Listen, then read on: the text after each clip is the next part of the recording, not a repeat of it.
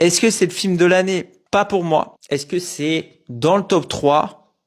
C'est fortement probable. Je sors de la séance avant-première d'une bataille après l'autre. Nouveau film de Leonardo DiCaprio et à la réalisation on a Paul Thomas Anderson. C'est un film qui va énormément plaire à tous les bobos cinéphiles pour plusieurs raisons. Déjà parce que le film est bon, parce qu'il est assez complexe, difficile à digérer je pense pour un public qui va de temps en temps au cinéma. Donc on va suivre un groupe de révolutionnaires politiques. Vous avez en fait un couple dans ce groupe qui va un peu mener la révolution, dont Leonardo DiCaprio et sa compagne, un couple qui vraiment est assez étonnant puisque Leonardo DiCaprio est un peu, on va dire, le pendant de sa femme, personne qui a énormément de personnalité. Le film brille par plein d'aspects différents, notamment le sens du rythme, parce que c'est quand même 2h30 et je trouve quand même très bien rythmé. Il y a la musique qui est vraiment omniprésente, qui fait qu'on ne s'endort jamais vraiment. Et on a également une chose que le film fait très bien, c'est les courses-poursuites en voiture, les gars. C'est la première fois que